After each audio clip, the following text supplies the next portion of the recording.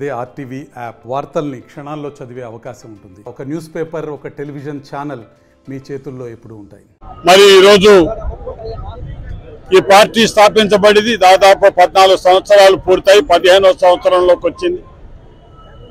మాకందరికీ ఎంతో ముఖ్యమైన ఈ రోజున పేద బడుగు విద్యార్థులకు ఫీజు రీయింబర్స్మెంట్ ఇచ్చేటటువంటి కార్యక్రమాన్ని ప్రస్తుత ప్రభుత్వం నిర్లక్ష్యం చేసినందువల్ల ప్రభుత్వ దృష్టికి ఆ సమస్యను తీసుకువెళ్ళడానికి వేలాదిగా ఈరోజు వైఎస్ఆర్సీపీ కార్యకర్తలు, నాయకులు అందరూ కూడా ఆ పేద బడుగు విద్యార్థులకు మద్దతుగా కలెక్టర్ ఆఫీస్కి వచ్చి వాళ్ళకి ఫీజు రీయింబర్స్మెంట్ సౌకర్యాన్ని తిరిగి పునరుద్ధరించాలని ప్రభుత్వాన్ని ఆదేశాలు ఇవ్వాల్సిందిగా మరి ప్రభుత్వాన్ని మెడలు వంచే విధంగా ఈ రోజు విద్యార్థులందరి ఆకాంక్ష మేరకు వైఎస్ఆర్ కాంగ్రెస్ పార్టీ కార్యకర్తలు, నాయకులందరూ కూడా కలెక్టర్ ఆఫీసులో వినతి పత్రం ఇవ్వటం జరుగుతుంది. ఈ కార్యక్రమానికి ఈ రోజు ఒక మంచి రోజు, మా పార్టీ ఆవిర్భావ దినం. ఈ రోజు 2011 మార్చి 12న ప్రారంభమైనటువంటి ఈ పార్టీ ఈ రోజు పేద బడుగు వర్గాల కోసం సంక్షేమ కార్యక్రమాలు కానీ, అభివృద్ధి కార్యక్రమాల పట్ల కానీ చిత్తశుద్ధితో మా నాయకులు గెలుపు ఓటములకి తేడా లేకుండా ప్రజల మధ్యనే ప్రజలతో మమేకమై ప్రజల కార్యక్రమాలని, ప్రజల్ని, వాళ్ళ సమస్యల్ని అన్నింటినీ కూడా ప్రభుత్వం దృష్టికి తీసుకెళ్లడానికి ఈ రోజు మేమందరం కూడా కృత నిశ్చయంతో వచ్చాం.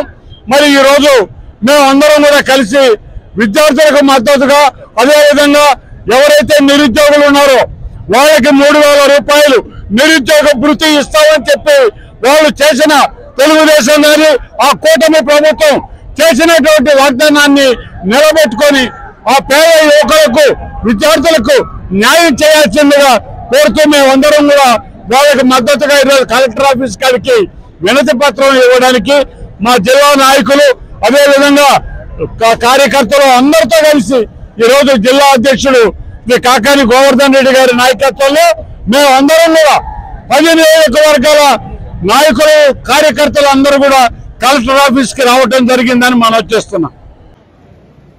గతంలో ఈ విధంగా జరుగుతూ ఉండేది, పేదలకి మంచి జరుగుతూ ఉండేది.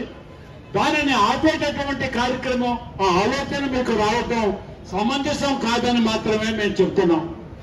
మరి అదేవిధంగా 20 లక్షల ఉద్యోగాలు 5 సంవత్సరాల్లో ఇస్తామంటే సంవత్సరానికి 4 లక్షల ఉద్యోగాలు మేము ఇస్తున్నామని చెప్పారు. ఈ రోజు అటువంటి పరిస్థితి లేకపోతే మేము నిరుద్యోగ భృతి 3000 రూపాయలు అందరికీ అందజేస్తామని చెప్పిన మాట కూడా ఈ రోజు వరకు కూడా కార్యరూపం దాల్చలేదండి. అవి దాల్చకపోగా మెడికల్ కాలేజ్ సీట్లు వస్తే ఇక్కడ పిల్లలకి అవకాశాలు ఎక్కువ వస్తాయి విద్యార్థులకు అనుకుంటే మాకు ఆ సీట్లు అవసరం లేదని చెప్పి పంపించేసినటువంటి ప్రభుత్వాన్ని చూసాము ఈరోజు. అందుకనే మేము అందరికీ మనవి చేస్తున్నాం, ఆలోచన చేయండి.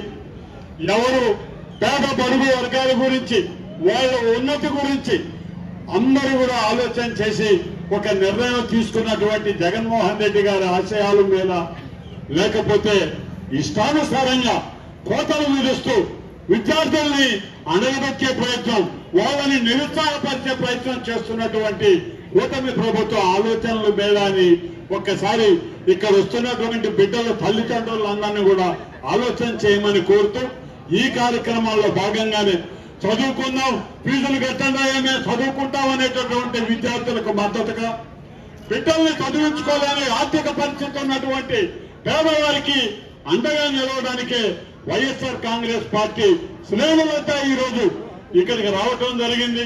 ఆ మహానేత డాక్టర్ వైఎస్ రాజశేఖర రెడ్డి గారి ఆశయం ఈ రోజు మా అందరికీ మార్గదర్శకమై పేద బడుగు వర్గాలకి అండగా నిలబెట్టడానికి ఎంత దూరమైనా వెళ్తామో చెప్పడానికి ఈ రోజు వైఎస్ఆర్ కాంగ్రెస్ పార్టీ నాయక శ్రేణులు అందరూ కూడా మీకు మద్దతుగా ఇక్కడికి రావటం జరిగింది.